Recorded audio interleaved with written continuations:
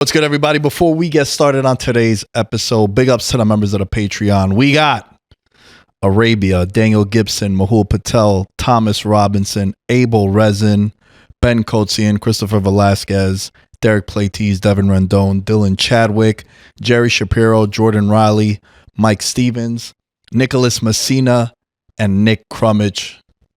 Guys, patreon.com/veterans minimum. George, we don't ask for too much. No. $1. $1 American dollar is all we're asking for a month. It comes out to like 3 cents a day. You won't even realize that on your statements. 2 cups of coffee a year. 2 cups of coffee a year. Hell, if you pledge for the whole year, it's the cost of 2 cups of coffee because you get 2 months free when you pledge for the entire year, no matter what tier you're in. So patreon.com/veterans minimum. The goals have changed. We're trying to get to 5,001 contributors.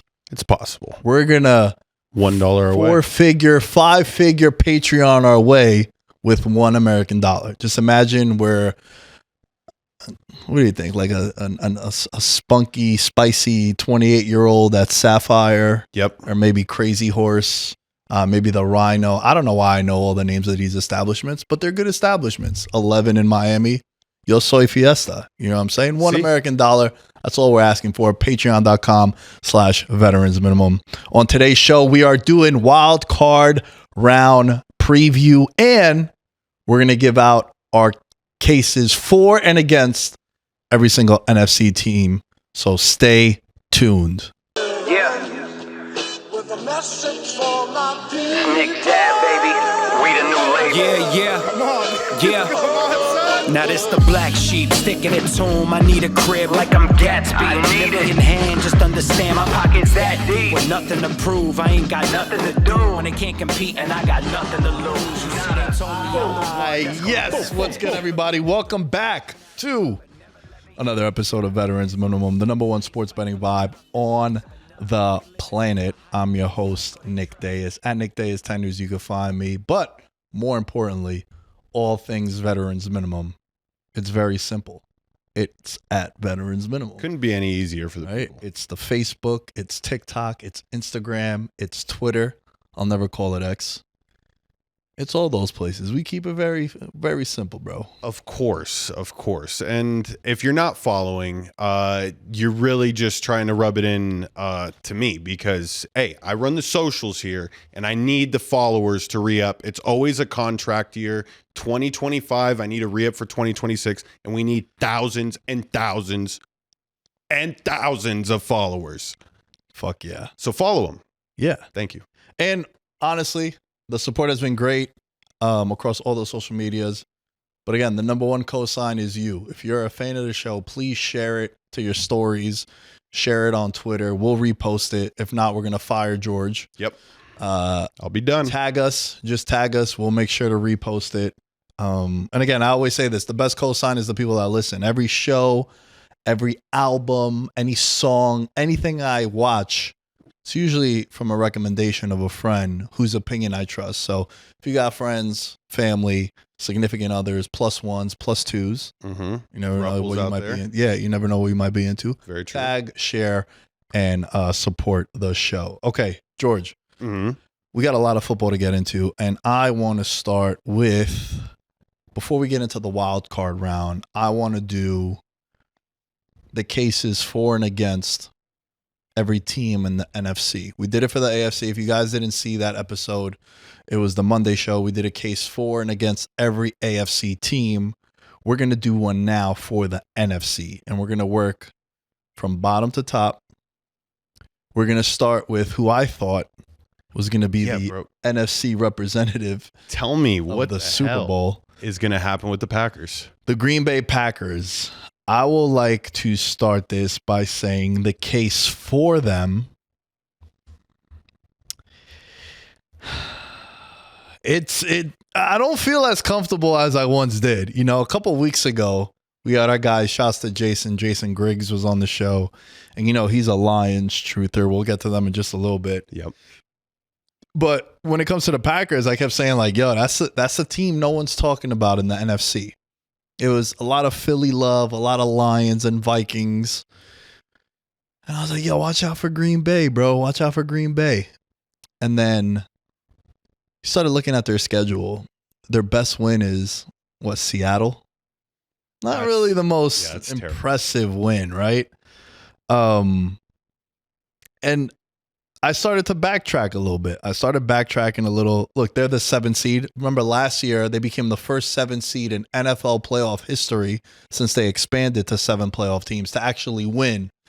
And I remember, if I remember correctly, I loved the 7.5 in that game. I didn't expect the outright win for the Packers, but that game was over in the first quarter. This year, I don't feel as strongly because they're playing an opponent that I'm very, very confident in, which we'll get to when we get to them. But the case for them,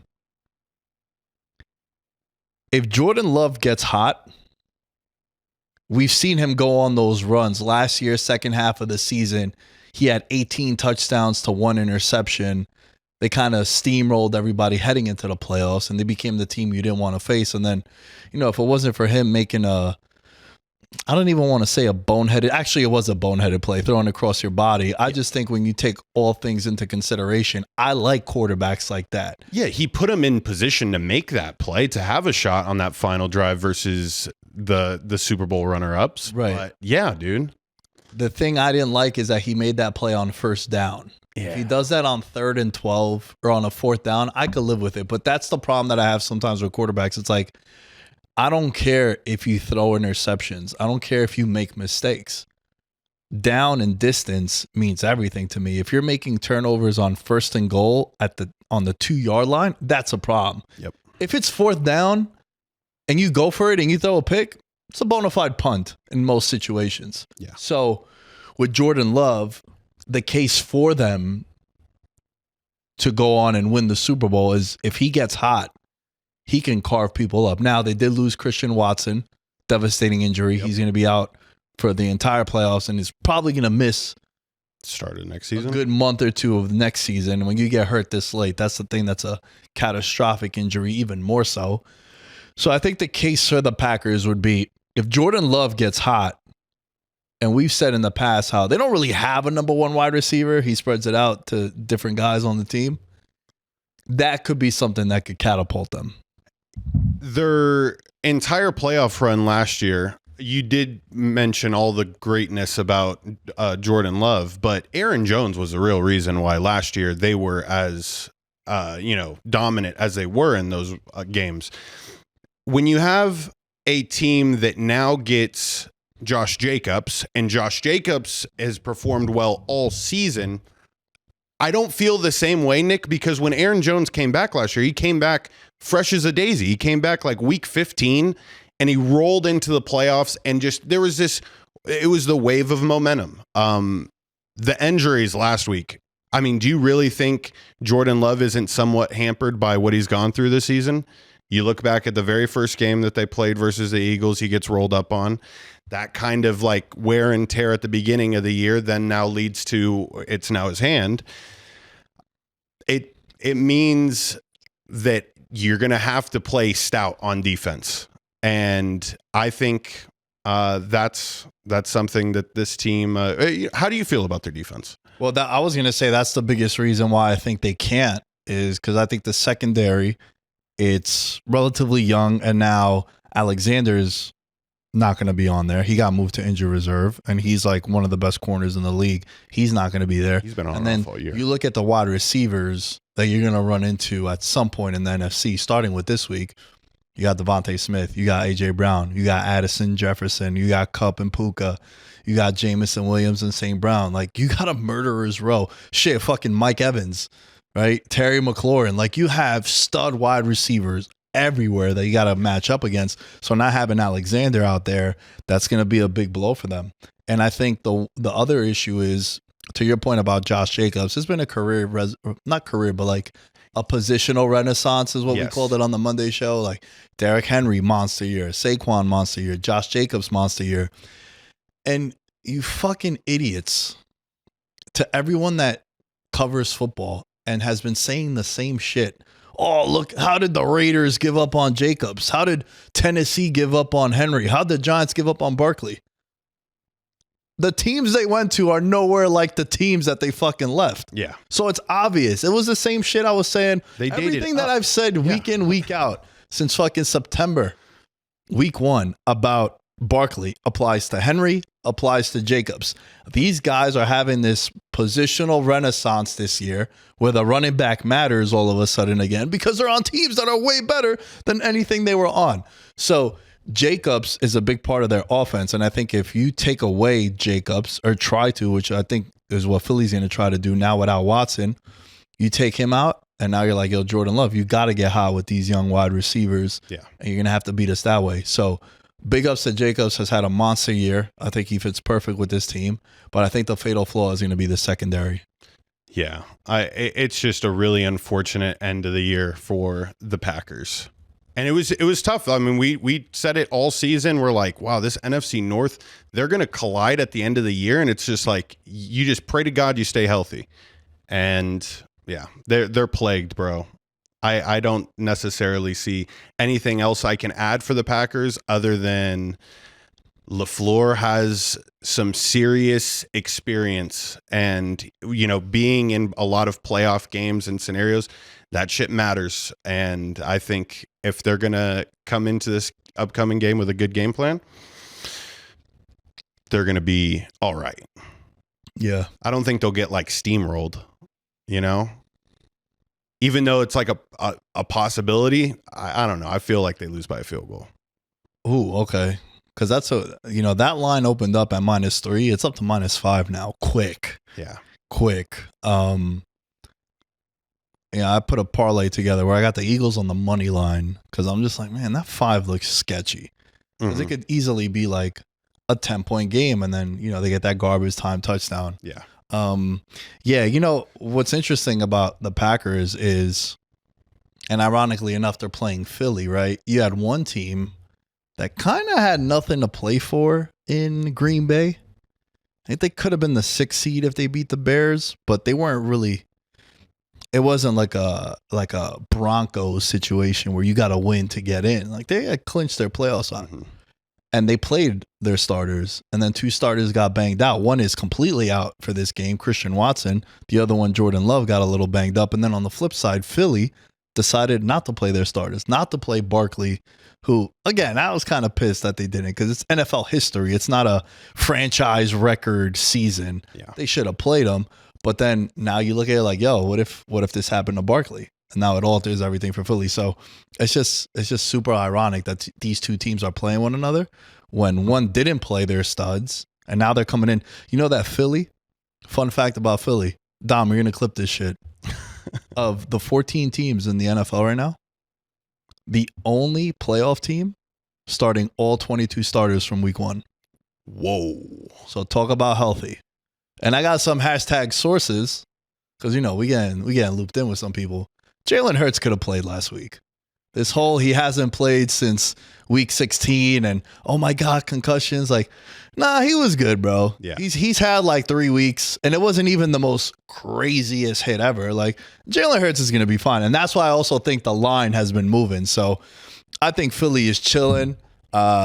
I know we're talking about the Packers, but they are playing each other. Yeah, so bro, I just wanted to talk about that. It ties in perfectly. But yeah, if I'm not mistaken, this year Tua came back in the same amount of time that this would be for Jalen Hurts. So yeah, legit. Put that into perspective. Bro, hell of a take there for sure. Because we thought Tua died the last time that He's shit gonna happened. retire. Yeah. Fucking no. I love football. I'm back. Yeah, I'm back. But yeah, no, that's pretty much it. That's all I got for the Packers. Okay, cool. Let's do Commanders. Give me the case. 4 or against? Which one you want to start with? I'll start with 4. Okay.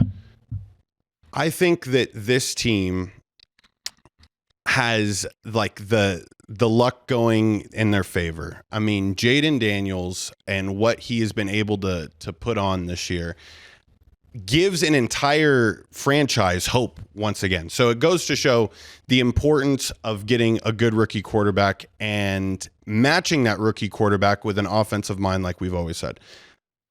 They have the best of both worlds here. Okay. You have Dan Quinn with head coaching experience. You got Cliff Kingsbury with head coaching experience, both on their respective sides. I think that for them, it's the game planning aspect that will be their their biggest factor for. They're banged up a little bit. I can give you a couple of cons here too. I mean, they're banged up on defense, interior. So I'm not necessarily like the highest on the Commanders, but why not? It's the same case I made for the Broncos in the AFC. They're young, dumb, and fun. And if they can get a couple of their running backs healthy this week, then I think that bodes well into the same conversation I made for Aaron Jones. So yeah, Austin Eckler being back would be huge. But what about you? Do you have what's the case for the Commanders? I think there's something to it about like the magical season that they've had. And I think, I don't want to do a cop out, but let me ask you this question. Mm-hmm. All quarterbacks combined, which conference would you rather have? The AFC or the NFC playoff teams? Because I think at the top for the AFC, it's a no-brainer. Yeah. I was about to say. Like the top three in the AFC are Lamar, Mahomes, and Allen. But then after that, I think top to bottom, I think the NFC has way better quarterbacks. You have a stud quarterback going up in every matchup. Very true. Like every single quarterback in the playoffs in the NFC, you're like, bro, if he get hot, it could be upset city. Where I don't feel that way in the AFC. True. I mean, let me not give Sam Darnold the credit yet. And I mean, I could say the same for Jaden Daniels, but I don't know. It's just like we haven't seen Jaden perform horrifically bad at a point in time. So those are the two in this NFC debate that would make me go, I wouldn't consider them like these guys I definitely want compared to the rest. Yeah, it's crazy how the AFC, bro, you can't even question it. Like, it's the most dominant three quarterbacks that a conference has ever seen at the same time. Maybe not ever, but like in recent, because I immediately thought Brady, Manning, and Roethlisberger. Like, bro, there was a stretch from maybe like 2004 to I don't know when, where I think the AFC title game featured one of them. And in some cases, always featured them. And even like the Super Bowl representative was like Steelers, Colts, Pats, Steelers. Yeah. Colts, Pats. And then it'd be like Steelers and Patriots in the AFC title, Colts and Steelers. So I would say that. But like, I mean, now this year, like the top three quarterbacks in the league are all in the AFC. And then we didn't even mention Burrow because he's not in the playoffs. Right. So like, you look at it where I think the top of the AFC, it's a no-brainer.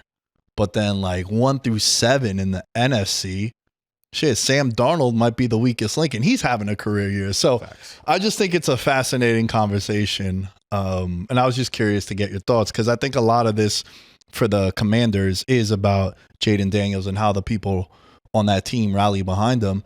I think they're the most likely to get a win over the weekend. Like if I had to pick a dog, they'd be my upset pick. Mm-hmm. I'm expecting fireworks in that game. We're going to get to that a little bit. But that's the case for. I think the case against is I hope Lattimore comes back, but I think his health, talk about him coming back to Mike Evans. Yeah, it would be these guys, and it's a slugfest every time these guys play. How long until they get into a fight? Yeah. You're going to have to keep your composure. But, like, dude, look, if they could get him to be the all-pro that they traded for, it hinges on him being healthy.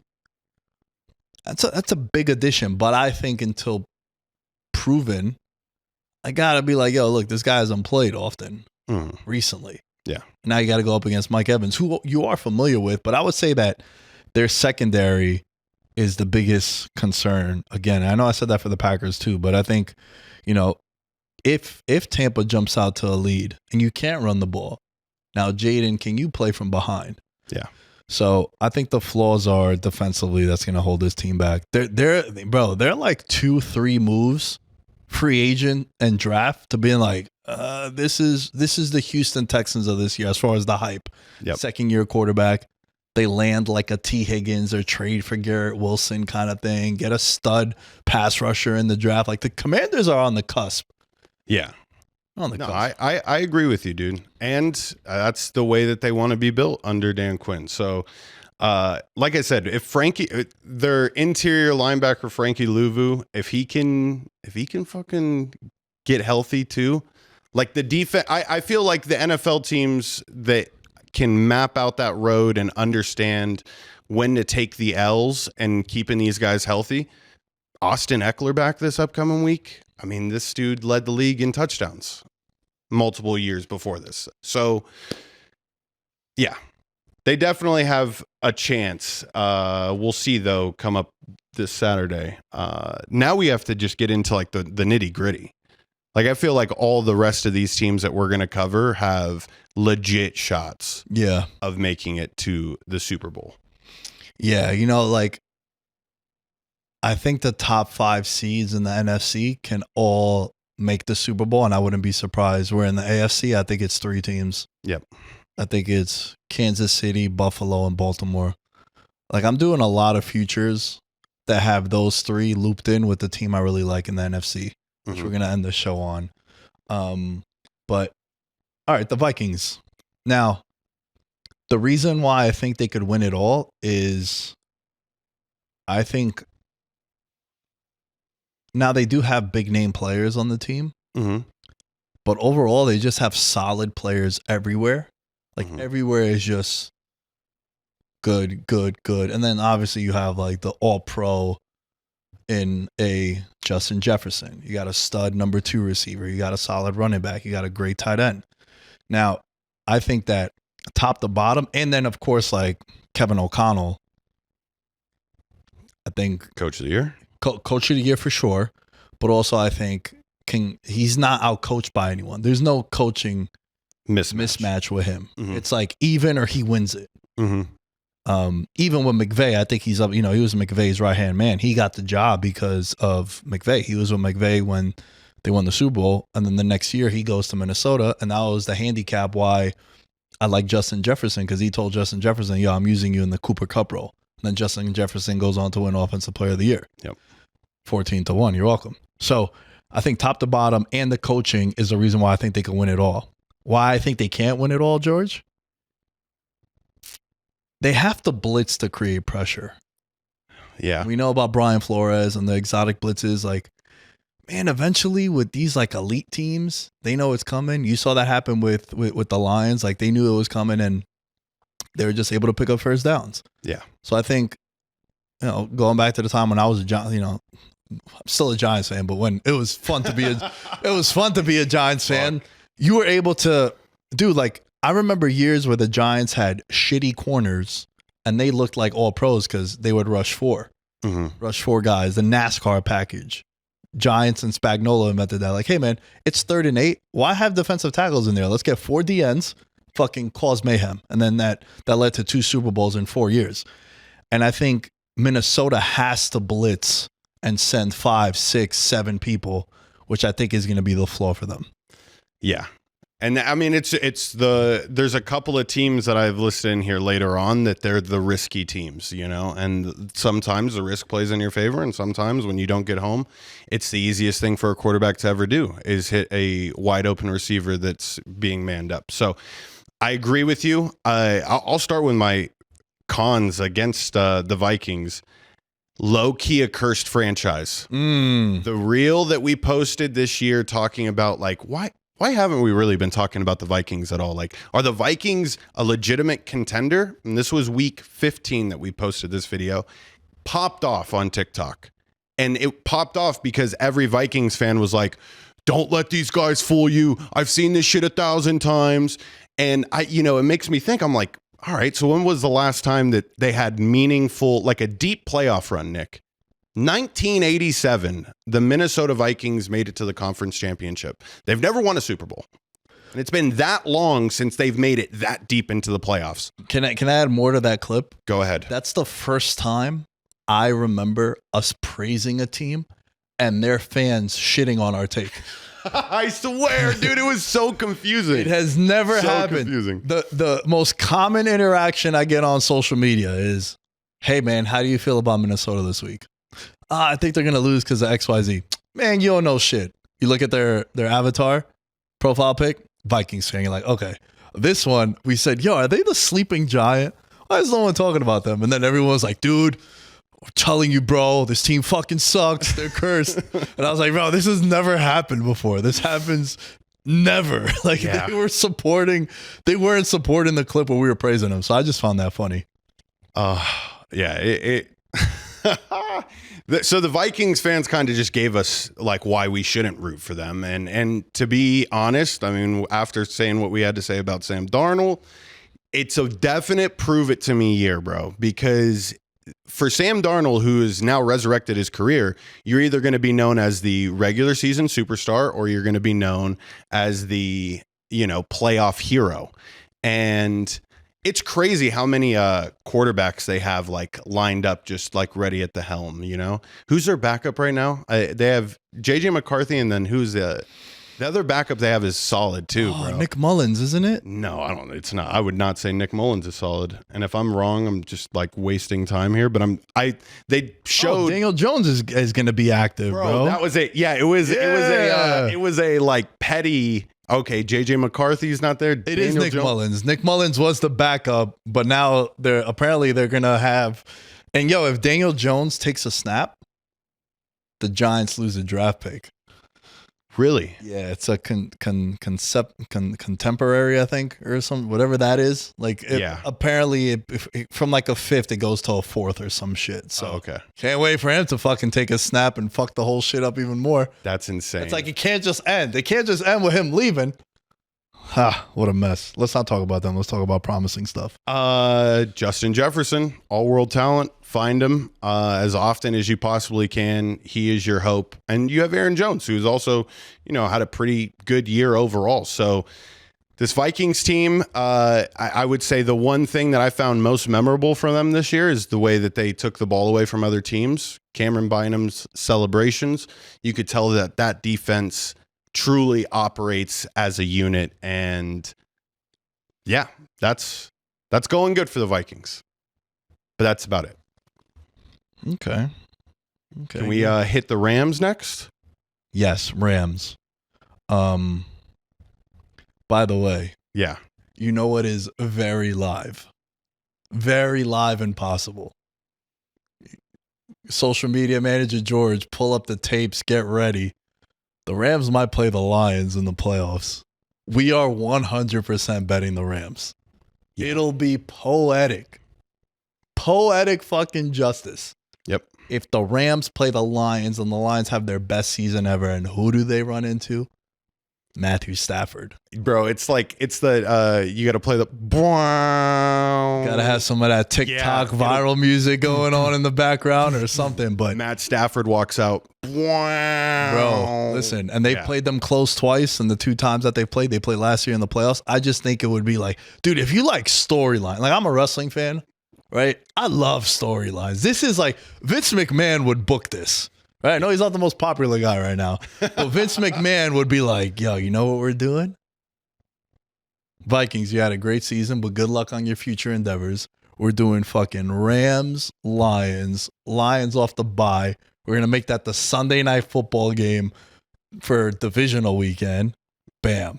Oh, yeah. Fucking storyline 101, bro. Dude. You got the babyface team because everyone is on the Lions. Everyone likes the Lions.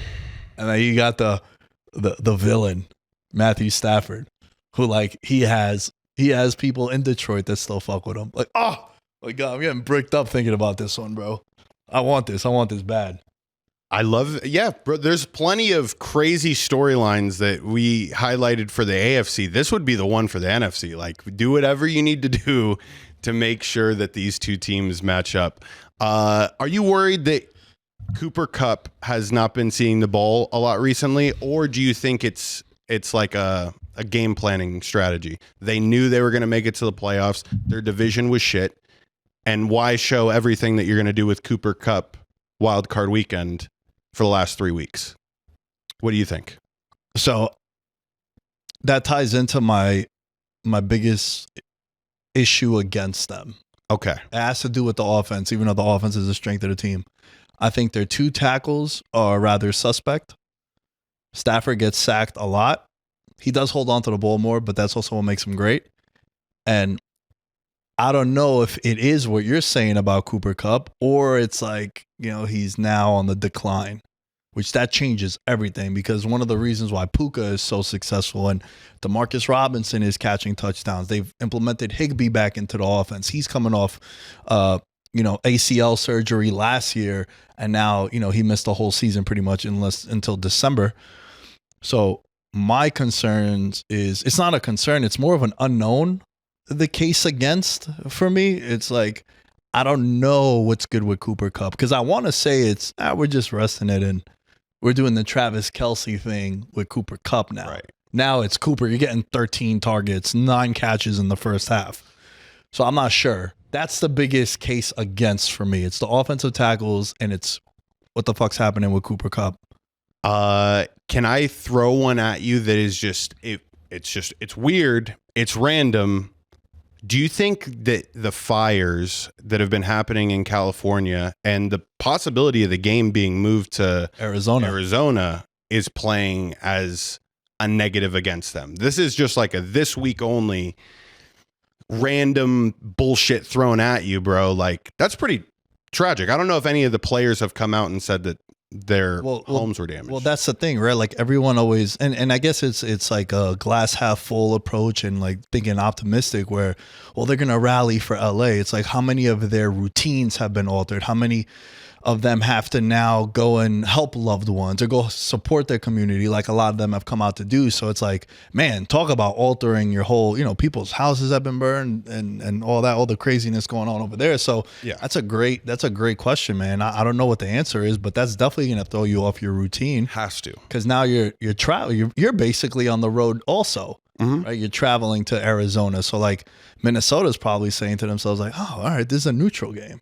You know what I mean? And if you look at the line on this game in particular, in some places it's been taken off the board because the Vikings opened up as a 2.5 point favorite. Now the Rams are 1 point favorites. And in some books, you can't even bet it because that.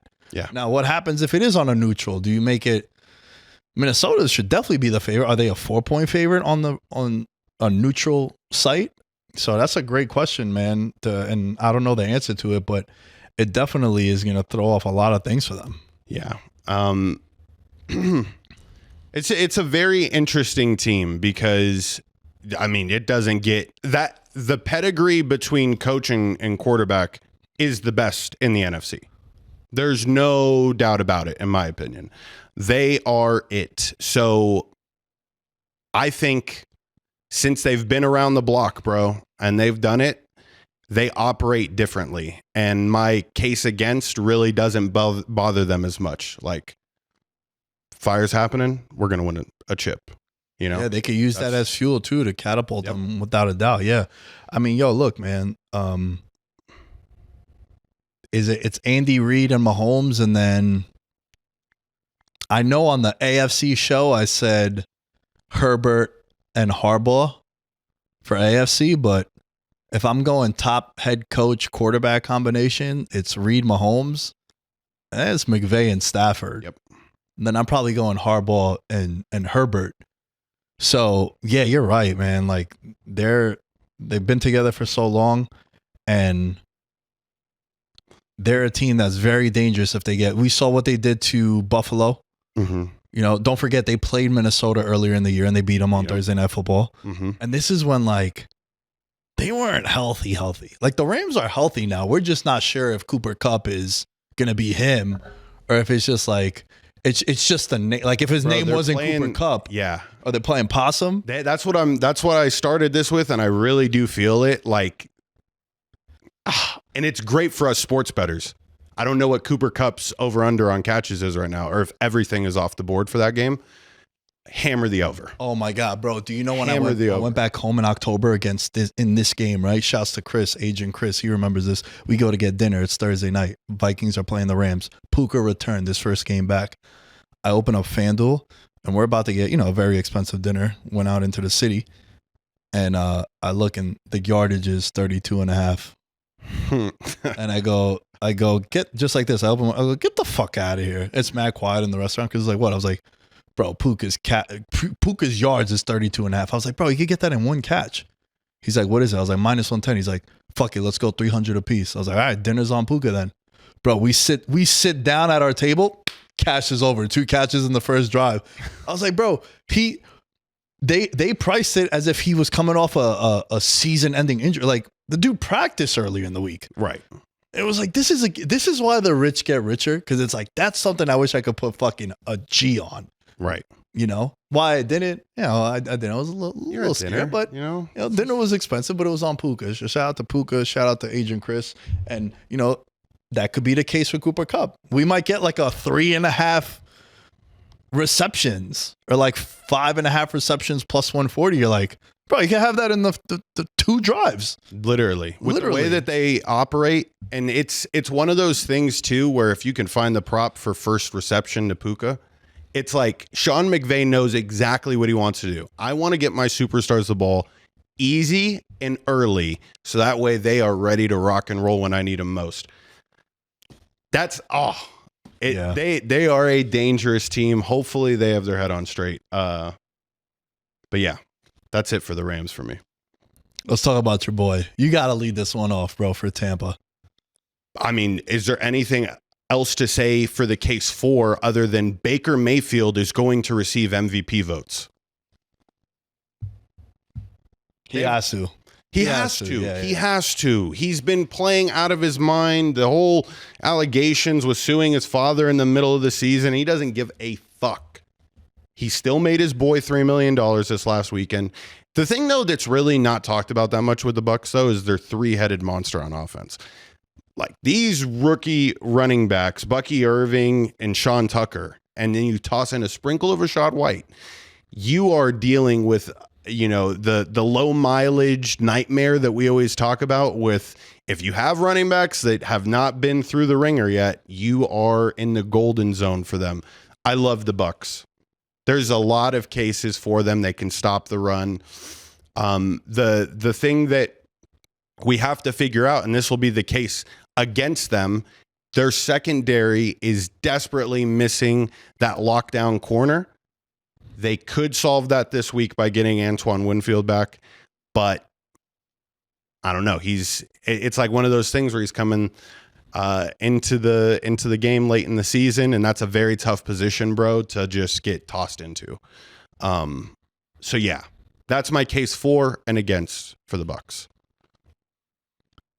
I don't know how many people realize how good of a season Baker Mayfield had. Dude had 41 touchdowns, 16 interceptions. Mind you, the majority of those picks came when Godwin got hurt and then Mike Evans got hurt. Yeah. 4,500 passing yards.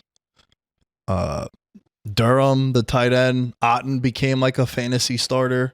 Mm-hmm. You know about Bucky Irvin and White in the backfield. But, you know, this guy went into Kansas City with both of his weapons out and took him to overtime. Should have beat him. Should have, yeah. Yeah, it's on the list of Chiefs games that were like, how the Sure, fuck but listen, you know, Kansas City won the coin toss and Baker even did the Yep. Because he knew, right? Like, Yeah. don't let them get the ball first. But man, he had a hell of a season, bro, and he definitely deserves MVP votes. And he cashed a plus 500 on them to win the division. I can't believe we didn't bet the Rams, but even though the odds were never that at the same time, but like, man, Rams were like 1-4, and I said plus 490 for them to make the playoffs at the time, and then I think they were like 8-1 to win the division, and then that happened because they got their guys back. So I know we were just talking about the Rams, but back to Baker. I think the case for them is, not for nothing, they still got a good amount of players on their team that won the Super Bowl a couple of years ago. Yep. And now you got Baker Mayfield, and this team now, they've been in the playoffs 4 straight years. I remember what they did to Philly last year. Smoked Philly in this game. Yep. Now, the case against is, I think some of their key players defensively have gotten old, or now you don't know what's going to happen with a Antoine Winfield who got into that car accident. What's his status going to be? Levante David, kind of showing his age now. Mm-hmm. And I think the pass rush is something with like Todd Bowles. I think is going to be a little bit of a worry for me.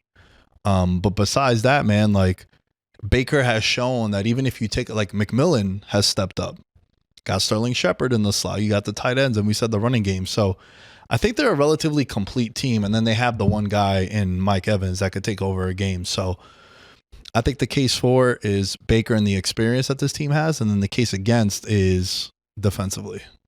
Can we also add in Todd Bowles? As like a flaw? Yeah. Wow. How come you don't like Todd Bowles? I just, not when it matters most. I feel like he's a poor clock management guy.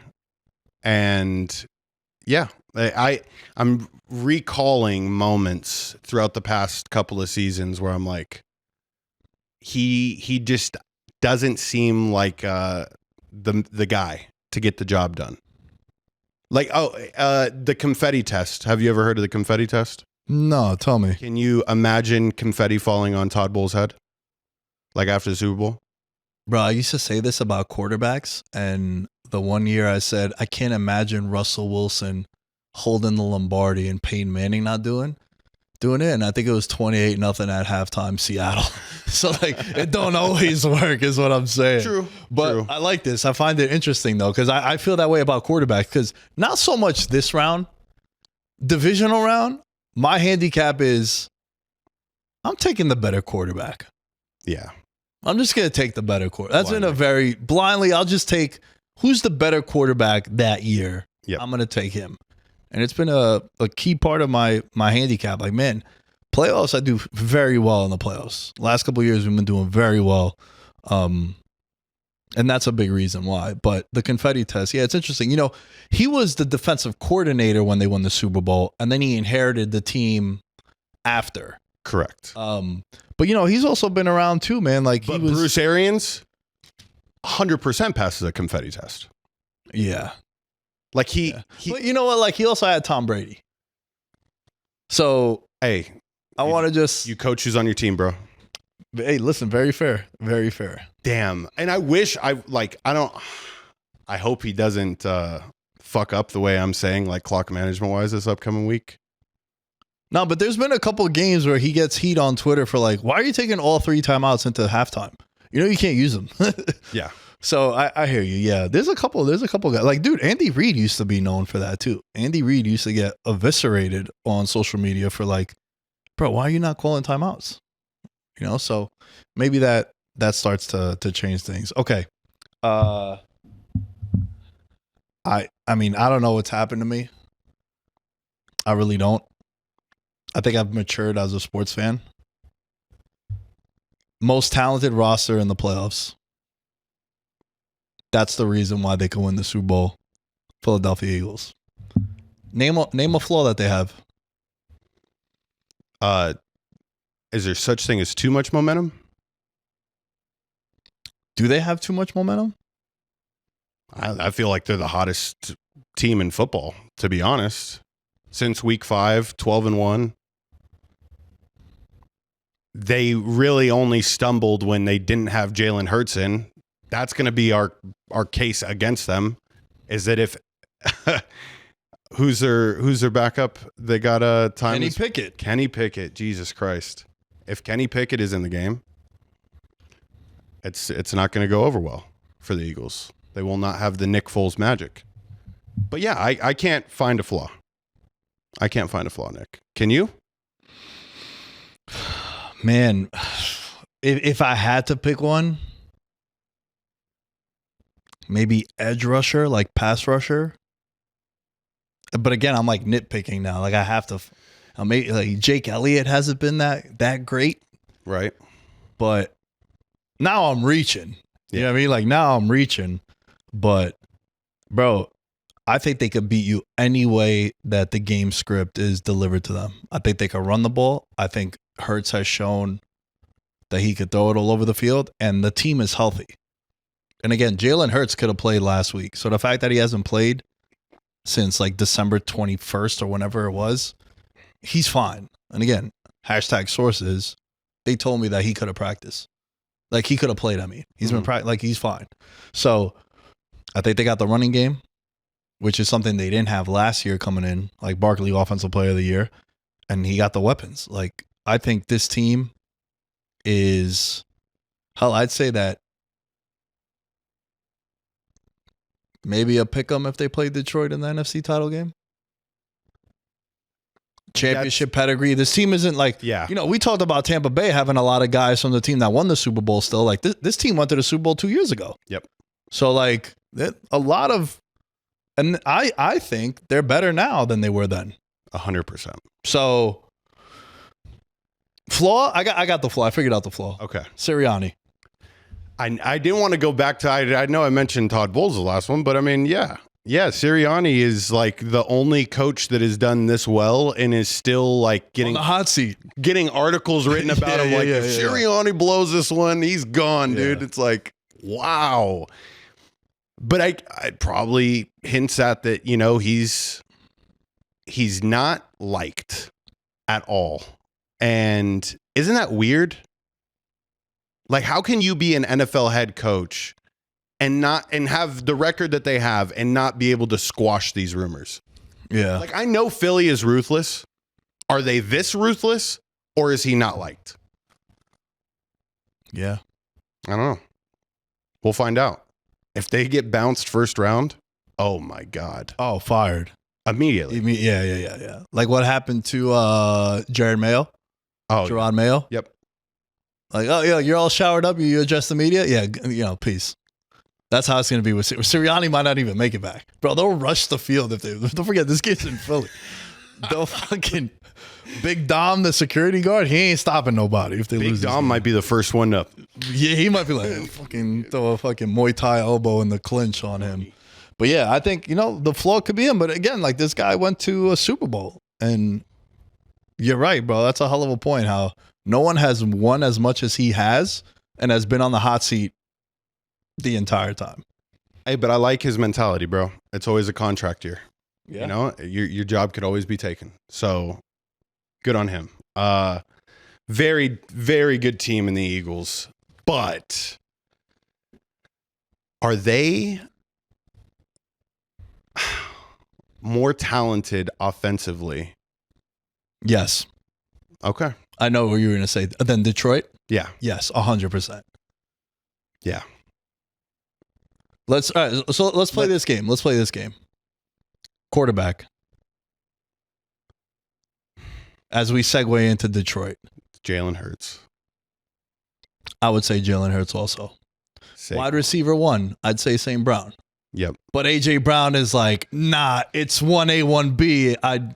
I'd defend that if you made that take. Jamison Williams and Devontae Smith.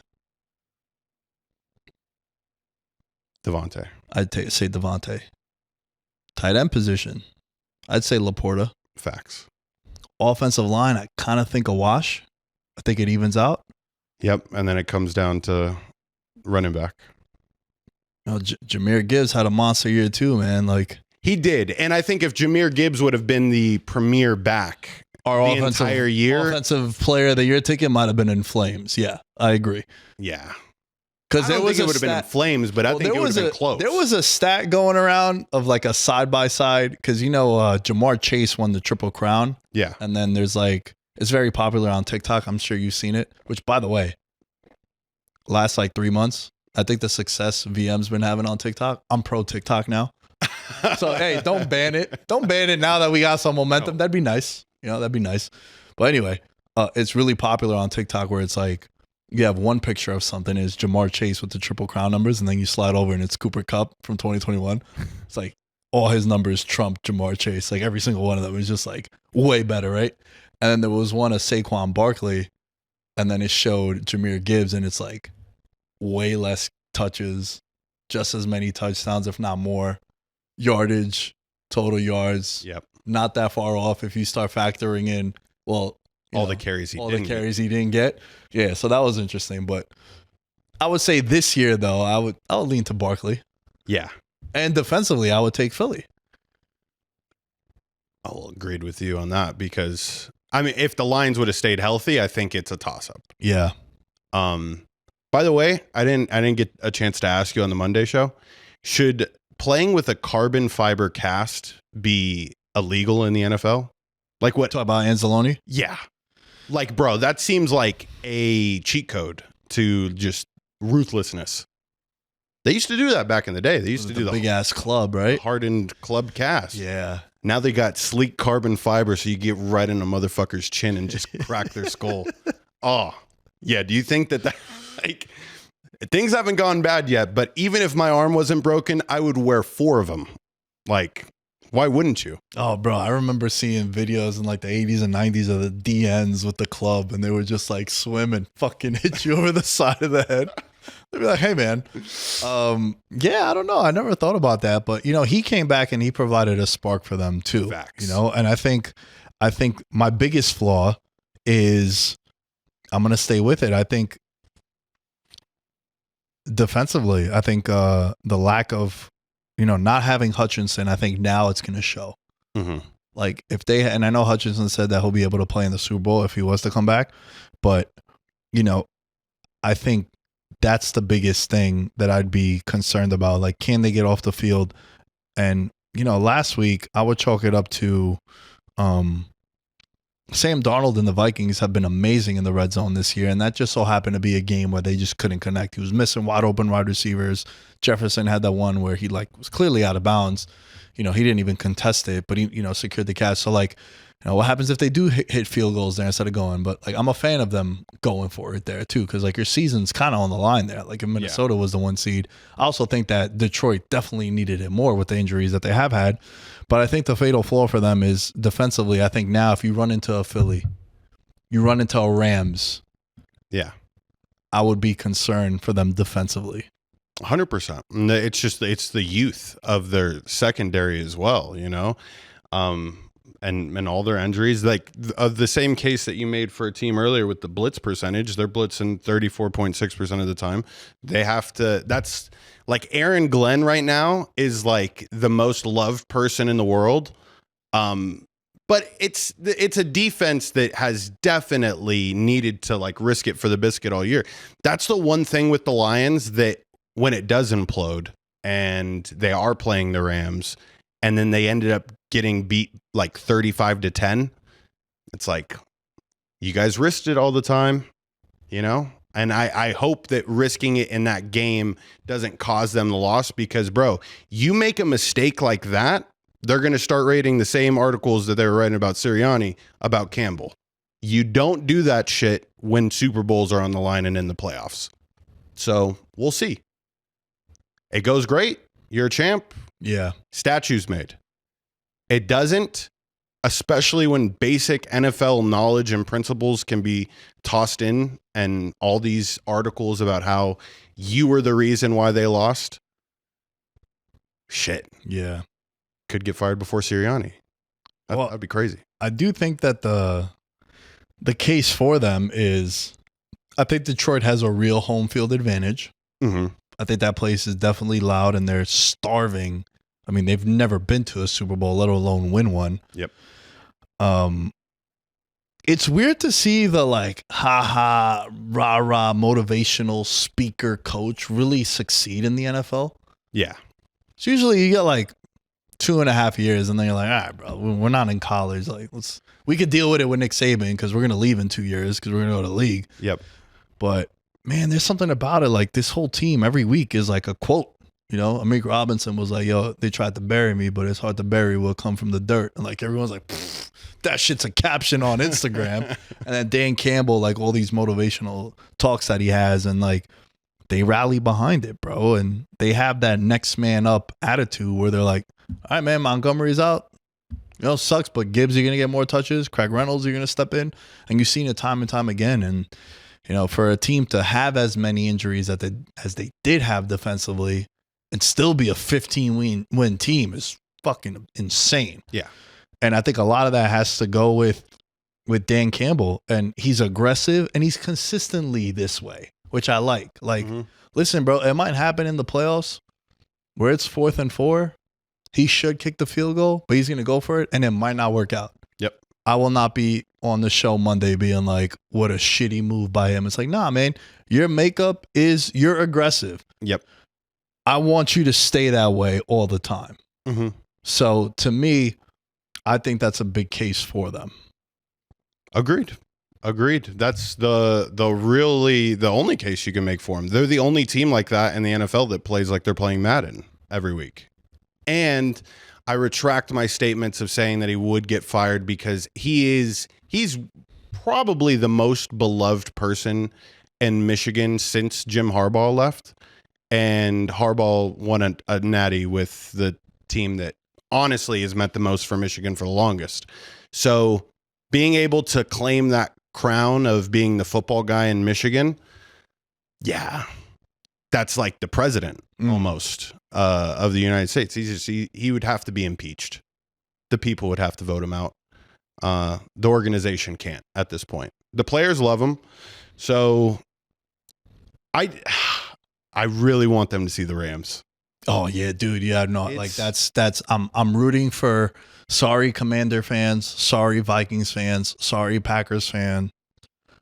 I'm rooting for chalk. I want all the higher seeds to win. So then we get Bucks Eagles rematch of last year's playoff game in Philly, and then we get Rams Lions. Oh, bro, I want that shit so bad. And then in the AFC, I want Chargers Chiefs, Ravens Bills. Bro. Look at the quarterbacks that are left. Yeah. Look at the teams like fucking bar fight next week, you know? So, but we got to get through this week, which is an amazing segue into our picks. Yes. We did not plan that. We're just really good at what we do. Make sure you guys rate, review, subscribe to the podcast. If you're watching on YouTube, leave a like, subscribe to the channel as well. We're almost at 30,000 subscribers on the YouTube channel. George, we're going to do, let's go game by game. But when we get to the game, if your pick pops up, we mention it, right? So sounds good. We'll start with the first game, Saturday, 1 p.m. Pacific time. Chargers take on the Texans. This is my toxic one. Listen, Chargers opened up at 2.5, got to -3.5. It's been sitting at 3 now.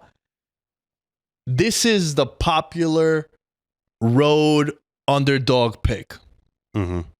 77% of the bets are coming in on the Chargers. Now 71% of the money is coming in. So you got the pros and the Joes on the same side here. But, bro, everyone felt good about Cleveland last year in the same exact spot, same exact matchup, same exact time slot, same day. Yep. And the game was over at halftime. Now, I think the Chargers are a better team than Cleveland was coming into this, and the Texans are not as good as what they were last year.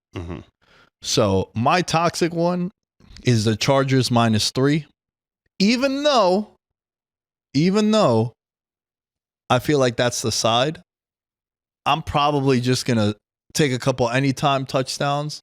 Your boy Joe Mixon. Really like that one. I think you swung me on that Monday show where you're like, bro, Joe Mixon might get like 30 touches, especially if the game is close. And if they can, they'll do that. They didn't have him last year. So for me, toxic one, Chargers -3. I have to go with the Chargers in this matchup. I love it. I love the fact that they're finishing the season on a real high note. Like, I know they've been playing trash down the stretch here, but scoring more than 30 points for like the last 4 weeks has been extremely impressive.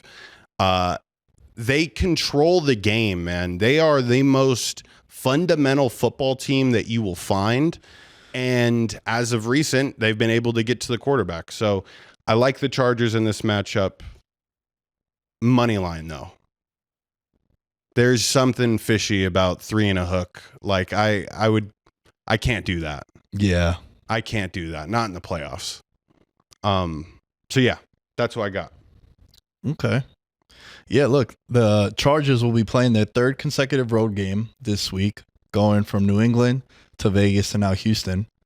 Since 2003, teams who are on their third game or later of any road trip, 45-71 straight up, those teams are 5-12 straight up in the last 3 seasons. So not a popular trend in favor of the Chargers. Now, I wonder how much of that was like all on the same coast. Like, it's not like they went New England, they went Vegas, New England, now back to Houston. It's like, well, they were in Vegas last week and Texas is 2.5 hours away. Yeah, bro. It's nothing crazy. Yes. Right? So I was just curious about that one.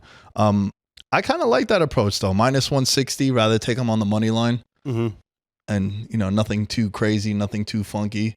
But I do like Mixon to hit the end zone. He'll be in my anytime touchdown parlay a little later. I got a couple of surprises for you. Anything else on this game? No. No? No. All right. The next game. Mm-hmm. This was my Monday winner. This is also my trust me. Trust me, by the way, 13-4 on the season. Feel really proud about that one. And 13-5. My bad. Yeah, 13-5. Yeah, because I did say the Vikings +3 was my trust me. I was trying to remember. I'm like, wait, 13-4 doesn't sound right because you need to have 18 weeks. So it was 13-5. I apologize. Still very fucking good. It is. I'll take you give me 13-5. We're asking the bank for loans and we're saying, listen, we're gonna bet. I think It's not to buy a house or equipment. We're gonna actually bet. So yeah, my Monday winner was the Steelers +10. In some places, it's moved to 9.5. There are still a bunch of books that have it at 10. I would say jump on it. These two teams, we've said in the past, historically, you always take the dog in this spot, and it bodes well in this matchup. I went back and watched that game that they played on this Saturday before Christmas. Mm-hmm. Bro, it was 17-17. In a dogfight. It was a really shitty game. Yeah, and then Defensive battle. Joey Porter got hurt. Yep. And that kind of changed a bunch. They started attacking whoever stepped in for him. So, I think this is a massive overreaction to the Ravens finishing the season strong and the Steelers coming in on a 4-game losing streak. But I can't ignore history. And history tells me anything in this matchup, you take the dog. If I could get 10 points, I'm taking it. I've already bet this. Yeah. Because last night as I was driving home when I was out for dinner, I saw 10. I'm like, I'll bet it tomorrow. I wake up this morning and I checked 3 different books. They had a 9.5. I'm like, fuck. Then there was one book in town, George, that I had to drive to make an account so I could bet the 10. So that's what we mean by shopping the lines. When people ask me, what app do you use? I say all of them because I look at who gives me the best number. So Steelers +10. That's my trust me. The Zay Flowers injury, isn't it crazy that I feel this is way worse than what people may think? As far as this offense generates, a good deal of its big time plays with Zay Flowers and his speed. Not having him in this matchup is definitely a worry. Lamar, when favored by more than 3 points in his career, he's 29-35-1 against the spread, including playoffs. So it's not like he's dominating teams when he's supposed to.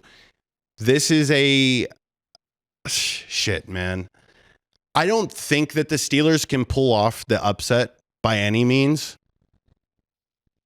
But boy, will I feel stupid as shit if it happens and I didn't put something on the money line. It's different. Lamar Jackson in the playoffs is just different. And until proven otherwise, I hope he comes out and he is his same old passing self. That'll bode really well for us and being able to cover the spread. Russell Wilson looked great 3 months ago. Yeah. What has happened? Maybe not 3 months ago, 2 months ago. If he can just fucking get his mind back to what he was doing when they were putting up 40 points and Arthur Smith figures out a way to get George Pickens involved early. Yeah. I like the Steelers here. It's my Becky one. It's Steelers +9.5. As an underdog of 4 or more points versus the Ravens, Steelers are 8-1 8-1 against the spread in franchise history. Under Tomlin, they're 6-1 as a dog of 3 or more points to the Ravens. This is just history tells me to take this number. This is a massive number, and I think it's a massive overreaction. And that's why, like, sometimes, bro, like, you know, we talk about all the time how the box score could be very misleading. And you can have, if you just looked at the game, oh, it was 34-17, bro. Oh, 17-17, and then a couple guys got banged up, and that's why the game flipped. Yeah. You give me 10 points, I have to take this in this, like, almost blindly. Yeah. And, yo, look, I wouldn't mind a Steelers money line if you think these mishaps of Lamar in the regular season are going to continue. I don't think they are. Because in this economy for me, Derrick Henry and Saquon Barkley both to score anytime touchdowns plus 145. That's insane. I think Derrick Henry is the sole reason why the Ravens can win the Super Bowl this year. Because their defense, you can put up some points on their defense. Yep. Even though it's been playing better the last couple of weeks. Give them some credit for that. But like, playing Cleveland, playing Pittsburgh without Pickens, you're playing Houston. So like, we got to let's curb our enthusiasm on that a little bit. Just a little pump the brakes just a little bit. But I think Derrick Henry, because last year it was how the hell number one rushing offense only have 8 carries by their running backs in that AFC title game. Well, Derrick Henry's probably going to have 8 carries in the first drive. Yep. First 2 drives, for sure. Smash the over. So I think in this economy, Derrick Henry to score a touchdown parlayed with Saquon Barkley, you get plus 140. So for me, in this economy, in this game, it's featuring Derrick Henry. I love that. I have a good in this economy one. Okay. We're 2 games away from that. It's in the Packers game. Do you have anything in the Broncos and Bills game? Let me ask you this question real quick, because it's going to have to I have it written down here, but before I tell you what it is, let me ask you this. Are the Broncos a good team? Yes. Are you sure? Yes. Are your goggles removed for how much you love Bo Nix while you answer this? I think the Broncos, if we're going to comp them to maybe the Commanders, give me the Broncos every day of the week and twice on Sunday. So, yes, I do think the Broncos are a good team, because if we just stroke the Commanders' ego fucking 30 minutes ago, I got to keep it real. Their defense is elite. Bo Nix, what he's been able to do with the weapons of Courtland Sutton, their running backs are really trash or just haven't produced. Yeah, I think they're a good team. They're missing that one piece in the running back room. Okay. What about you? The reason why I ask this is Bo Nix against winning teams is 1-7 this year. And you know how we feel about Josh Allen and the Bills when they play in Buffalo against shit teams. They treat them like the redhead on the thumbnail. Correct. You guys know what thumbnail. It's a $1 trillion industry, so don't act confused when I say this. That's why I'm asking you if you think the Broncos are a good team. I think they're a good team. But I think Buffalo is, I don't want to say it's their year, but man, it's a rookie quarterback making his start first time in the playoffs against an experienced starter. He's 12-5 against the spread this year. Nix is only the 4th quarterback to cover 11 or more games in the wild card era. Joe Flacco, Andrew Luck, Russell Wilson, and now Bo Nix. And if he does pull the upset, Nix would join an exclusive list of quarterbacks as 7-point underdogs or higher in their first playoff start. In the Super Bowl era, 11 quarterbacks have done this. Most recently, Jordan Love, Mariota, and Tim Tebow. It's crazy. The Tim Tebow game. Yeah.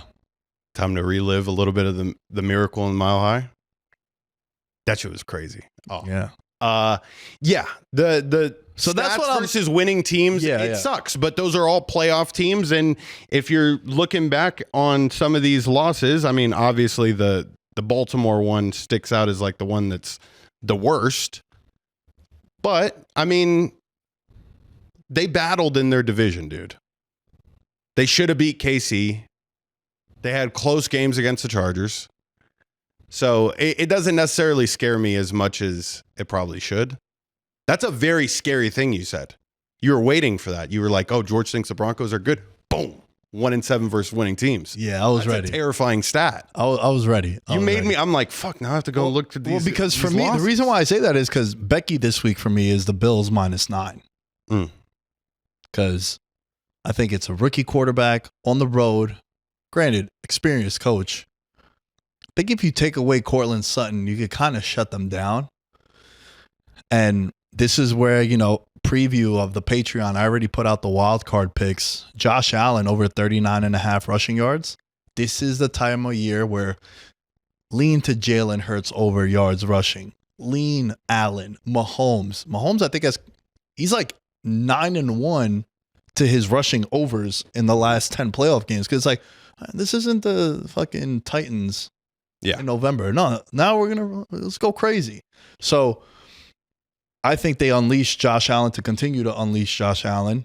On the Monday show, you said James Cook has never scored a playoff touchdown. He has one receiving touchdown. This was when they played the Pats many, many years back. But again, I would have said he has to have 7. Right. So having one is you're not that far off from 0. Right. Yeah.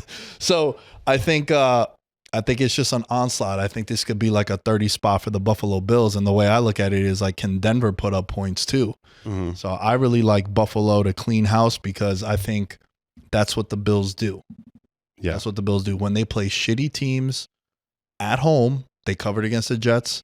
They covered against, they covered against the Chiefs also, and they're not a shitty team, but the Titans game, they covered in those spots. So Becky for me is Buffalo -9. Do you have anything in this game? Did I swing you off anything? No, it's my Ursulita pick is the Broncos +9. Sean Payton in his career is 4-1 against the spread when he's an underdog in the playoffs. They just turn it up a notch, bro. And I think the quarterback and coach chemistry. Do you feel like Bo Nix and Sean Payton are closer than McDermott and Josh Allen? What do you mean by closer? I don't know, you know what I mean by close, like what we see every weekend, the way the coach talks to the quarterback. Oh, if they get along? A little bit more than get along. You could tell that coach loves that quarterback. I feel like Sean Dermott doesn't show Josh Allen nearly as much love as he should. As he should be. Bro, you should be fucking rolling out the red carpet for this dude. You know what? Because I tweeted this out about Antonio Pierce just got fired. It doesn't apply to Doug Peterson unless I'm still a Trevor Lawrence truther, but bro, it's a lonely road if you don't have a quarterback. You're renting your crib, you're not buying, right? Josh McDermott's been there for 7 years now. Yeah, it's because you got Josh Allen also. Let's not get it twisted. Yeah, the only way you get fired is if you're a Zach Taylor type, where we've had you for a little bit, we've had some success, but there's a nicer, shiny new object we could get. There's a Ben Johnson over there. There's a Ben Johnson out there, right? It's a lonely road if you don't have a franchise quarterback. So I would say, look, Sean Payton said that Bo Nix was the best quarterback in the draft. And he was like, we got our guy. And then you saw it this year. Yeah. 12-5 against the spread, 10-win team. He was right. This is what he wanted. So I don't know. Let us know what you guys think. Who do you think is more? Who grabs a beer together? Oh yeah, bro. No. Sean Payton and Bo Nix. Sean Payton probably slugs beers, bro. Hit the bong together, bro. Are you kidding me? They're in Mile High. Just. Oh yeah. That's hilarious. I'm going with Becky Buffalo -9. You're on Ursulita with Denver the Broncos. Yep. All right. Yep. Coffee bet. Let's do it. Yep. Coffee bet. Yeah. Okay. George is 1-0 against me in coffee bets. So and I won it. They won it outright. Yeah. It was crazy. Yeah. It was crazy. Yeah, but that's all I got for this game. I don't really have anything in Packers Eagles outside of I really like Barkley to score 2 touchdowns. You can get that at +285. Maybe even though I praise the Jalen Hurts overs. Yeah. Maybe they don't go too crazy with him in this return. Interesting. Especially if they jump out to a lead. I think it could be like the Saquon Barkley show. I think another interesting one is I could see a blowout. Mm-hmm. Kenneth Gainwell plus 600 anytime. Ooh. Remember, in the playoffs, what happens often is like, it wouldn't happen with the Lions because it's like a 50-50 split, but like you'll find like a plus 500 on a backup running back because usually in the playoffs it's like, We're not. Derrick Henry's getting 30 touches and like maybe Justice Hill will get like 2 targets. Yep. We're running this guy into the ground. Yep. So I think maybe Gainwell to score a touchdown could be interesting, but for the most part, the line movement, I would just take the Eagles on the money line, but it's not really a pick for us. Do you have anything in this? In this economy, and it's a hidden one. I had to go back and look in the stats. Jordan Love has 1 rushing touchdown this year. Jordan Love to score a touchdown this week is at 9-1. Whoa. So I can very easily see, since they haven't utilized him in the run game, obviously given the injury earlier on in the year, it would be badass because we haven't seen it in a while, but the naked bootleg like that Peyton Manning scored on against the Cowboys, where it's a steady dose of Josh Jacobs down the field and then that little naked bootleg around. Jordan Love 9-1 to score a touchdown. Doesn't do it often, people. The reason this number is set where it's at is because it doesn't happen. But it's the playoffs, and I love quarterbacks running the ball. Whatever his rushing yards is to, feel free to hit the over on that. I'm figuring it's low. He hasn't run all year. I didn't get a chance to look at that prop. But him to score a touchdown, 9-1. I'm in love. Eagles should route him. This should be an Eagles route. And if not, I'm going to come back in here on Monday and be like, Isaiah, why is Sirianni not fired? Yeah. Over 5.5 rushing yards for Jordan Love. Love it. Combo those. Yeah. Combo it. Yeah. My last one for me, Ursulita. Mm-hmm. Be careful. I like the under in the in the Rams and Vikings game. The first one went over, I believe it was like 30-24 or 30-23 was the first meeting on a Thursday night. I can see this being a little bit of a chess match. Remember, these two coaches know one another. Yep. So for me, Ursulita, 48.5, Vikings, Rams under. I love that. I'm still seeing, I mean, I understand that the line's probably been taken out in some places, but I don't know if I've given out my trust me. My trust me was the Rams plus 1.5 versus the Vikings. For all the reasons that I said the Rams were really good earlier. That's why I love them in that spot. Even if they move to a neutral site, Arizona's close enough, dude. It's not a crazy distance to travel. So, yeah, my trust me, Rams plus 1.5. I think we went through all our picks, right? Yes. Okay. Do you want just some like fun sort of things to look out for? Broncos, Commanders, Vikings all had preseason odds of 100-1 or more. It's the third playoffs in NFL history to have 3 teams like that. So all 3 of those teams were not expected to make the playoffs and to be contenders. I mean, all 3 had the highest win total improvement. Only one team, 100-1 or more, historically has won a Super Bowl, is the 99 Rams. The 2021 Bengals lost in the Super Bowl. 3 teams lost in the conference championships. You had the 17 Jaguars, the 83 Seahawks, the 79 Bucks.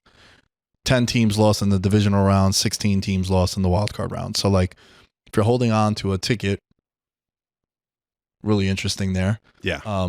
4 new playoff teams from last year. Remember coming into the year, it's like, you got to find 7. Because, like, on average, since you had the 7 new teams, so 14 playoff teams, half of them would be new. No, not so much this year, man. not so much this year. And I don't know if it's an anomaly, but if next year it's 4 again, it's like, oh, well, now the standard has changed. Yeah. And if you think about it, like all the good quarterbacks made the playoffs outside of Joe Burrow. Like, who's the best quarterback not in the playoffs other than him? Fuck.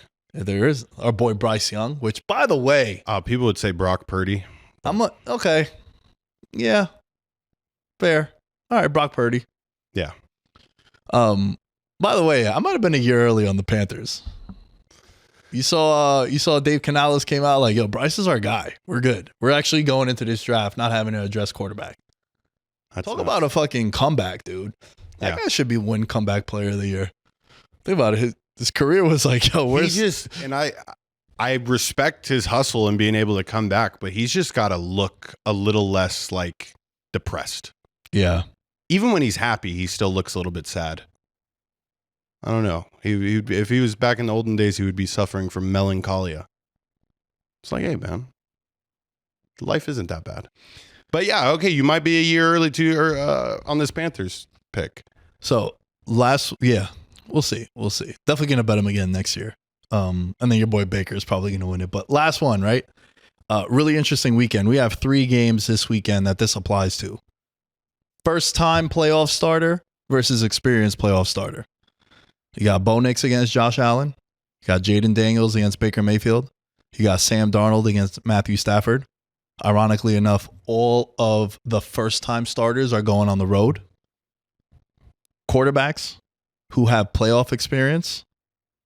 Sorry, QBs making their first playoff start versus quarterbacks who have playoff experience only cover the spread 34% of the time. So you're looking at a 66% cover rate for the experienced guy. So if you blindly just took... This is telling us that 2 of these 3 games, the more experienced guy is going to cover. Yep. So that was just a nice fun one. It's interesting, all these playoff like betting trends and stats, man. Yeah. Because are you, as you're getting older, are you trying to fight against the grain at all anymore? Like if you see a trend is blatantly going in one direction, like what does it take for you to be like, no, I'm gonna try to fight against it? Because I feel in our space, you're kind of stupid if you don't go with the trend. This is an amazing question. I would say it goes to what we always talk about when we do some of these trends during the season. Was the quarterback and head coach the same, right? Like in division trends, to me, mean more than NFC West playing AFC South. It's like you play them once every 4 years. Like a lot of shit has changed, right? Fucking 4 years ago, we were in a pandemic. It's the last time maybe the Bucks played the Raiders. You know, I'm just throwing out teams. So that's different. But in division trends, you play each other twice, like the Steelers and Ravens thing we were talking about before. So to me, everything is context. Mm-hmm. So like, is, Harbaugh first time coaching Justin Herbert, but Justin Herbert has a playoff appearance. He had that crazy comeback that he was on the wrong side of with the Jaguars. So that's a hell of a question, man. I think everything is context. And it depends. I don't think everything is the same. Like here's one as we wrap with this playoff stuff. Lamar Jackson in the regular season at nighttime, 20-5 straight up. In the playoffs, he's 0-2. So like one of them was to the Bills a couple of years ago. The Bills were the better team. And the other one was to the Titans, which like shocked the world. Yep. When the Ravens, actually, I remember I predicted that playoff run, bro, had the Titans on the money line against the Pats and then rolled it over to the Ravens. So like I feel really good about that. Those that have been. Remember your wins, bro, is what I'm saying. So like in both of those instances, I think the better team won. Right? So like those are the kind of things where I'm like, well, the teams are different. So I don't really weigh too much into it. Makes sense. That's good. I've been trying to examine why I make certain decisions and why I can't follow certain trends. So yeah. Listen, bro, I'll report back to you. Yeah, the trends are telling us not to take the Steelers. So this would be a perfect example of what you're asking me. Right. Like, bro, the trends are telling us to fucking abandon ship with Pittsburgh. They haven't scored more than 17 points in a month. They got smoked the last time they played the Ravens. The Ravens are on fire. Ravens look different. They're on a 4-game losing streak as Pittsburgh. Abandon ship. But me, I'm like, nah, bro, like, I'm going to go with what history has been telling me. Right. And if it bites you, it bites you. Facts. So be it. But, yeah, like man. This was a good little Yeah, preview. yeah. I like to make some serious cash this weekend. Can I give you some parlays as we wrap? Yeah. All of which I've bet already. We're not going too crazy. Like I think all of these are pretty reasonable parlays. Reasonable, and like the odds aren't the most ridiculous, right? So anytime touchdown parlay plus 700. Derrick Henry, Joe Mixon, James Cook, Saquon Barkley. All running backs that we're fans of. Yep. All running backs that I think in order for their teams to win, they're going to need to get north of 20 touches. Yep. So we got Barkley, Mixon, Cook, Derrick Henry plus 700 anytime touchdown. Derrick Henry, James Cook, Saquon Barkley all to score 2 touchdowns. Now we get like we're trying to buy many sneakers, pay the rent for January. 108 to 1. It's James Cook that's inflating the fuck out of that. Yeah. What happens if you change that to Josh Allen? Like, because that was going to be my one thing. I was like, I like the James Cook for 1 TD, but Josh Allen to score 2. He does it in the red zone, bro. So it's the same odds. Really? Yeah. So 100 and plus 118 to 1 or whatever. Yeah. Yeah. 108 to 1. Yeah. Yep. So that's another one that we have. Interesting. How about this? If you want to show some loves to the wide receivers, this one is 95 to 1. Nico Collins, George Pickens, Amari Cooper. Hey man, you traded for Amari. Maybe he gets in the end zone. Terry McLaurin, 95 to 1. Anytime touchdown. Damn. I like that one. And have Dom make a clip of that one. Oh, Dom is making a clip of all. Dom, fucking clip these, bro.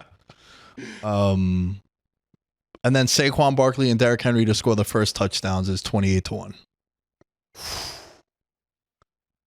I love that first touchdown one. Yeah, Saquon and Derrick Henry. It was in this economy. You're There just you have lining it. our pockets right now, Nick. It's 2025, and Nick said Yeah. I want to give VM a gift. Speaking of gifts, Whoa. first of all, shout out to Sports Betting Queen. She sent me this shirt. She also sent a gift package to George. Yeah, he got a bunch of cool stuff. Keychains and then a lucky bracelet that I'll put on this week before I bet. Yeah, I also got to bring you this book that she brought. It's a sports betting book. I don't read, bro. You know, Katie, I love you. You know, you're our girl. You show mad love to the show, but like, I ain't reading it. Maybe you can read. Picture book. No, this is like, it's a good, you know, it's about sports betting and like odds making. It's dope. I've definitely taken it from your hand. I have a flight for 5 hours. Yeah, so, yeah. there you go. And then this is for you, bro, as we wrap the show, as you start to open It doesn't that get up any more creative than this. Where the fuck do you get this bag? from the sports betting queen. Oh. That's where I got the bag from. She's a G. I'm keeping the bag. Yeah. Unless you want it. Nah, you gotta have the No, bag. it's part of it? Yeah, you gotta have I got to that. find a place to put all the other goodies she gave me. Dude, he went to Jared. Oh, shit, Nick. What did he get me here? It's a ticket. It's a ticket inside, ladies and gentlemen. Let's read this ticket. Oh, my God. No way. Nick, thank you. Does that not get you a little horned up? Yeah, a lock that was placed August 25th, 2024 at 1:36 p.m. at Circa Resorts and Casino. Saquon Barkley to win Offensive Player of the Year for $1,000. It's going to win for. Yep. And all you did was spend $45. Yeah. Isn't that nuts? So I have 5 tickets like that. Merry Christmas, Happy New Year. So Sick. I have 5 tickets like that because I went to the kiosk because there was too many people waiting online, and the kiosk only pays out $1,000 on bets. Like if you go to Circa is the only book in town where you could be like, "Yo, I want $1 million bet." They'll take it, Right. Like they're They the take best, that action. best sports book in Vegas by far. It's Derek created. Stevens. Yeah, Derek Stevens made it. It's created by fucking degenerate gambler like we all are, and he loves that genre of gambling. So the sports book is dope. That's where they have stadium swim and all that. You've seen it, right? So like I was too lazy to go up and wait on the line. So I asked one of like the ushers, I'm like, yo, why can't I put the 200 that I want? And they're like, nah, when it's the kiosk, because they can't monitor who the person is. So I have 5 tickets like that. Now I have 4. One is for you. So yeah, that's why. So 22 to 1 because Matty Betts is a piece of shit. Shout out Matty, spoke to him today. Moved the line. He couldn't wait 90 minutes, but he said that he's gonna take me out to dinner. I don't need to put out for the dinner too. So that's awesome. Nice. That's very good. Dude, when is the NFL award show? The night before the Super Bowl. Is that when we go cash? Yeah. Just to make like the evening out of it? Yeah, make the night out of it. Yeah. You know? Then go there, enjoy the Super Bowl. Go to Barry's. Shouts to Yassim. Go to Barry's. Have a nice dinner. Never been to Barry's. Oh, bro, it's the best. I know. Shouts to Barry's. Shouts to Yassim. Steakhouse guy. Yeah, man. So that's your gift to you. Shout out to all of you listening. Hopefully you guys tailed on these future bets. Josh Allen is minus 500 in many places to win MVP. So kind of feel like that's going to cash also. Next week, I'm going to have all the updated records of the Patreon. I put out all the playoff picks. Like I said, I bet Ravens, Eagles to be the Super Bowl. I bet Bills, Eagles to win the Super Bowl. What sucks is I'm probably going to get that matchup in the second round, so I'm going to lose one ticket regardless. But the cool thing is if everything does go chalk, I'll have one team in the AFC title game at least. And there's a bunch of like anytime touchdowns and stuff. So please go and check out the Patreon, patreon.com/veterans minimum. At Nick Day as 10 as you can find me. All things Veterans Minimum are at Veterans Minimum. George, where can they find you? You can find me in a fucking Saquon Barkley jersey the day before the Super Bowl. Yo, Isaiah, you got any Barkley jerseys, bro? Nah? No. Damn, I'm going to need one, bro. I mean, Nick. I got to get a Kelly Green. Dude, I like buying. So last thing I'll say is I like buying either sneakers or like I used to have a Steph Curry t-shirt because the first year he won MVP in 2015, I bet him at 30 to 1. And like, I like that as like a commemorative, you know, like I look at my Grinch Kobe's, I'm like, Cooper Kupp and the Rams, baby. You know what I mean? So I like looking at that and being like, yeah, that was Kelly Green. Kelly Green, yeah. Oh my God. Yeah, that'd be fire. So, and then we'll recreate the backwards juke, like right here. Except we need like, bro, it'll be like movie magic. I'll make it look like a fucking 80s kung fu movie. You'll jump and I'll go around you and you'll go. But the vert ain't what it used to be, bro. The vert ain't what it used to be. Vert used to be like in the 30s for a 5'10" white guy. That's pretty impressive. I used to be able to. I couldn't dunk, but I could touch the rim. This was like 60 pounds and 15 years ago. Did it for the ladies. I did. Ladies be looking like, oh my God, did you listen, see the bro? way I tell Nick everybody. Touched rim? I tell everybody. One of the best athletes of all time that didn't go pro. We can end the show on that now. We can end the show on that. All things Veterans Minimum are at Veterans Minimum. We'll catch you guys next time. Peace. I'm a gold medalist, bronze like your medal is. So many deer in headlights, but it's bedtime. Hear that supper bell, main course, be the venison. Dab. Most dangerous game. Either kill or be killed.